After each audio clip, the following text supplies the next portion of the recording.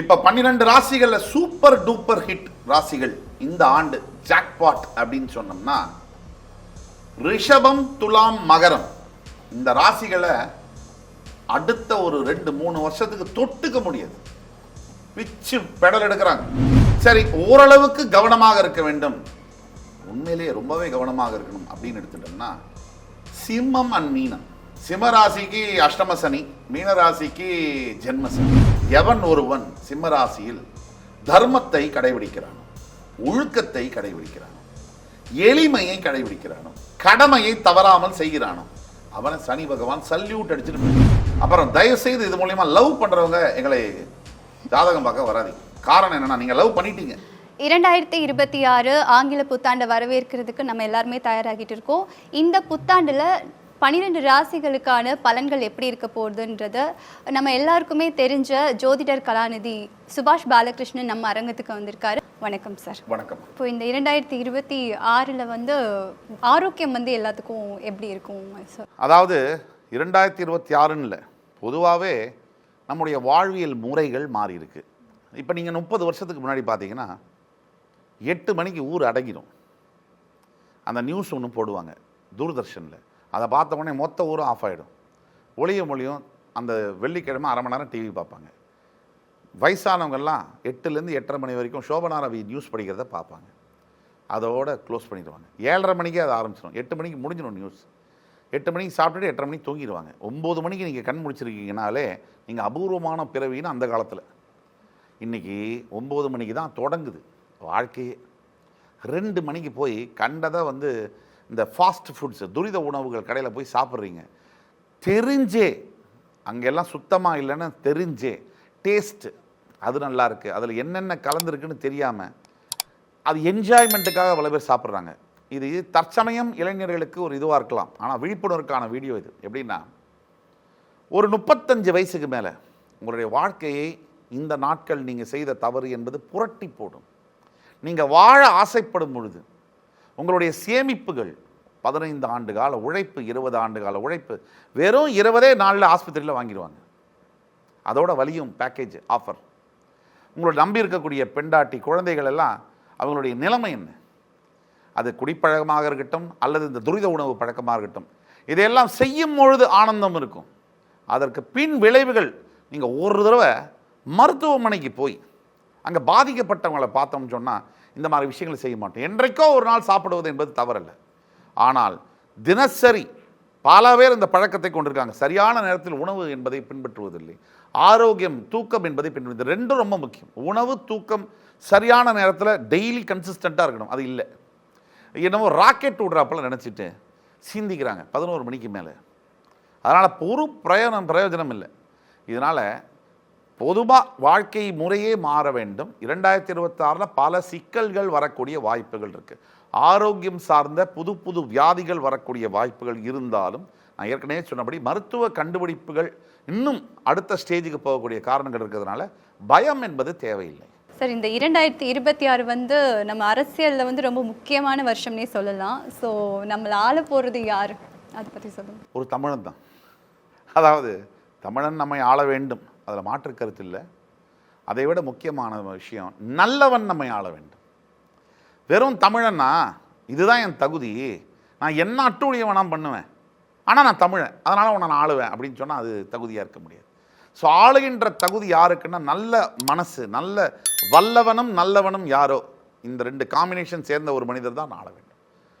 இன்றைக்கு இருக்கக்கூடிய அரசியல் சூழ்நிலையில் பொலிட்டிக்கல் கேம்லிங்னு நம்ம பார்த்தோம்னா, திமுகவுக்கு ஆன்டி இன்க்யூம்பன்சி அப்படிங்கிறது இருக்குங்கிறத நம்ம மறுக்க முடியாது. பல லா அண்ட் ஆர்டர் இஷ்யூஸை பார்த்துருக்கோம், பல விஷயங்களை பார்த்துருக்கோம். மக்கள் அதிருப்தியில் இருக்காங்க அப்படிங்கிறதையும் நம்ம ஒன்றும் அதை பற்றி 2ஆம் கருத்து இருக்க முடியாது. அதற்காக நான் வந்து திமுகவுக்கு எதிரி அப்படின்னு சொன்னாங்கன்னா அது ஒரு தற்குறித்தனம். அப்படி எந்த கட்சிக்கும் விருப்பு இல்லாமல் சொல்கிறேன். அதிமுகவை பார்த்தீங்கன்னா, திமுகவுக்கு அட்வான்டேஜ் என்ன? ஏடிஎம்கே 56 விதமாக பிரிஞ்சு கிடக்கு, உடஞ்சி கிடக்கு. இது டிஎம்கேக்கு பெரிய அட்வான்டேஜ். ஸ்ட்ராங்கான ஆப்போசிஷன் இல்லை. இந்த நேரத்தில் உச்சபட்ச நடிகர் விஜய் வந்து பிரவேசம் செய்கிறார். இப்போ உள்ள சூழ்நிலையில் பார்த்தீங்கன்னு சொன்னால் ஒரு ஹங்கு ஜட்ஜ்மெண்ட்டு, யாருக்கும் மெஜாரிட்டி கிடைக்காத அளவில் தான் இன்றைக்கி தேதியில் இருக்குது. ஆனால் எழுதி வச்சுக்கலாம். இது ஜனவரி 3ஆம் தேதிக்கு பிறகு இந்த பொலிட்டிக்கல் ஈக்குவேஷன் என்பது மாறும். பிப்ரவரி 3வது வாரத்துக்குள்ளார ஒரு நிலைமைக்கு வரும். ராசியினர்களின் அடிப்படையில், ஜாதக அடிப்படையில் பார்த்தால் தாவேகா தலைவர் விஜய் அவர்களுக்கு ரொம்ப சாதகமான காலகட்டமாக இருக்கு. இந்த காலகட்டத்தில் அவருக்கு வாக்கிய பஞ்சாங்கப்படி அஷ்டம சனி பாக்கிய சனியாக மாறுகிறார். அவருக்கு ராசியிலேயே அவர் ஜூன் 2ஆம் தேதி அன்னைக்கு குரு உச்சம் பெறுகிறார். இந்த பீரியட், இந்த மார்ச் 6லேருந்து மே 2க்குள்ளே டர்னிங் நடக்கும் அவருக்கு. அவர் ஆட்சியில் அமருவாரா, முதல்வர் பதவியை பிடிப்பாரா அப்படிங்கிறதெல்லாம் சொல்ல முடியாது.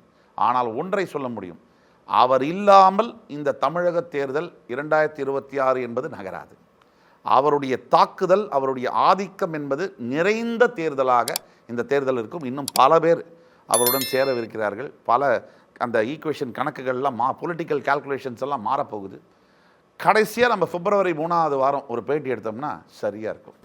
நம்ம இப்போ அரசியல், பொருளாதாரம் எல்லாமே பார்த்துட்டோம். ஸோ இந்த 2026ல் எந்தெந்த ராசிகளுக்கெல்லாம் வந்து அமோகமாக இருக்கும், எந்தெந்த ராசிகள்லாம் ரொம்ப கவனமாக இருக்கணும், அதை பற்றி சொல்லுங்கள். நீங்கள் சொல்லும் போதே ரொம்ப அருமையாக சொன்னீங்க. எந்தெந்த ராசிக்கெல்லாம் அமோகமாக இருக்கும்னு சொன்னது கரெக்டு. உடனே எந்தெந்த ராசிக்கெல்லாம் கெடுதலாக இருக்கும்னு கேட்காம கவனமாக இருக்க வேண்டும்னு கேட்டீங்க. அங்கே தான் நீங்கள் வந்து அருமையான ஒரு கேள்வி நெறியாளராக உங்களுடைய இதை பதிக்கிறீங்க. அதாவது 12 ராசியில் எல்லா ராசிக்காரங்களுக்குமே நல்லா இருக்கணும்னு தான் இருக்கும். யாராவது கெட்டு போகணும், நான் வந்து அவஸ்தைப்படணும்னு ஒரு ராசிக்காரங்க இருக்க முடியுமா? இருக்க முடியாது. இதில் நம்ம ஃபேக்டை பேசணும்னா, கமெண்ட்ஸில் நல்லதாக சொன்னோம்னா பொய்யா விடுறாருயா, உருட்டுன்னு உருட்டுறாரு, ஒன்றும் நடக்க மாட்டேங்குது அப்படிம்பாங்க. உள்ளதை உள்ளபடி சொன்னோம்னா நெகட்டிவாகவே பேசுகிறார், சே ஒரே நெகட்டிவ் டிவியை திறந்தா அப்படிம்பாங்க. இந்த பாசிட்டிவும் இல்லாமல் நெகட்டிவும் இல்லாமல் பூமியில் பிறந்த ஒரு மனிதன் பேசவே முடியாது. ஏதாவது ஒரு ஸ்டாண்ட் எடுத்தாகணும். இப்படி இருந்தால் இருக்கலாம், இல்லை இப்படியும் இருக்கலாம்னா. அதனால் ஜோதிடம் பொறுத்த வரைக்கும் அது ஒரு சயின்ஸ் அண்ட் ஃபேக்ட் தான், அது பேஸ்டு தான் அது ஜோதிடம். இப்போ 12 ராசிகளில் சூப்பர் டூப்பர் ஹிட் ராசிகள் இந்த ஆண்டு ஜாக்பாட் அப்படின்னு சொன்னோம்னா ரிஷபம், துலாம், மகரம், இந்த ராசிகளை அடுத்த ஒரு 2-3 வருஷத்துக்கு தொட்டுக்க முடியாது, பிச்சு பெடல் எடுக்கிறாங்க. சரி, ஓரளவுக்கு கவனமாக இருக்க வேண்டும், உண்மையிலேயே ரொம்பவே கவனமாக இருக்கணும் அப்படின்னு எடுத்துட்டோம்னா சிம்மம் அண்ட் மீனம். சிம்மராசிக்கு அஷ்டம சனி, மீனராசிக்கு ஜென்ம சனி. சொன்ன உடனே சிம்மராசிக்காரர்களாக கியூ கட்டிட்டு நம்மளை துரத்திடுவாங்க. என்னன்னா அவங்களுக்கு எப்பவுமே ராஜாதி ராஜ, ராஜ மார்த்தாண்ட, ராஜகம்பீர, ராஜகுலோத்துங்கன்னு சொன்னாதான் சூப்பர் அஸ்ட்ராலஜர்ப்பா. மீனராசிக்கு எப்பவுமே வா சூப்பர் அப்படி சொன்னாதான் அது வேறு அஸ்ட்ராலஜியே கிடையாது. உள்ளதை உள்ளபடி சொல்ல வேண்டும், ஆனால் அதை மென்மையாக சொல்ல வேண்டும். மிஸ்கைடு பண்ணக்கூடாது ஜனங்களை. அதே சமயம் கெட்ட வார்த்தைகளையும் சொல்லக்கூடாது. இதுக்கு நடுவில் நம்ம பேசுறதுங்கிறது ஒரு கடினமான வேலை தான். ஏன்னா லட்சக்கணக்கானவர் நம்மளை நம்பி கேட்குறாங்க. இதில் என்ன விஷயம்னா, மீனம் வந்து ஜென்ம சனி வருது. முதல்ல ஒரு ப்ராப்ளம்னு சொல்கிறோம்னா அந்த சனியுடைய தாக்குதல் யார், சனி ஏன்னா என்ன, சனி யாருங்கிறத புரிதல் என்பது வேண்டும். சனி, சாட்டன் வந்து இட் இஸ் அ பிளானட் அப்படின்னு ஒரு முழு பாவ கிரகம். உடனே அவர் எல்லாம் கெடுதல் தான் செய்வார், அதுவும் தவறு. நன்மையை செய்வார் ஜென்ம சனியில், அதுவும் தவறு. யாருக்கு நல்லதை செய்வார், யாருக்கு கெடுதலை செய்வார். எனக்கு ரொம்ப பிடிச்ச ராசி சனி வந்து மகர ராசி, நான் கும்ப ராசி, சனியுடைய ராசி, உடனே நல்லது, அது தவறு. எவனுடைய கர்மா என்பது ஒழுங்காக இருக்கிறதோ அவனுக்கு நல்லதை செய்வார். எவனுடைய கர்மா என்பது சரியாக இல்லையோ அவனை அவருடைய ராசியாகவே இருந்தாலும் பிரித்து மேய்ஞ்சிருவார். இது சனி பகவானுடைய அடிப்படை காரகத்துவம். தெளிவாக நிறுத்தி நிதானமாக சொல்லியிருக்கேன். சிம்ம ராசிக்கும் சனிக்கும் என்ன பிரச்சனை? இந்த பஞ்சாயத்து பரம்பரையாக நடக்குது. சிம்ம ராசியுடைய அதிபதி சூரியன், லைட். சனி என்பது டார்க்னஸ். ஏன் சனி டார்க்னஸ்? இப்போ இந்த மேஜை இருக்குது, வட்டமாக இருக்குது. இப்போ அந்த சனி வந்து இப்போ சூரியன் எடுத்திங்கன்னா ஆர்பிட்டில் இங்கே சென்டரில் இருக்கார்.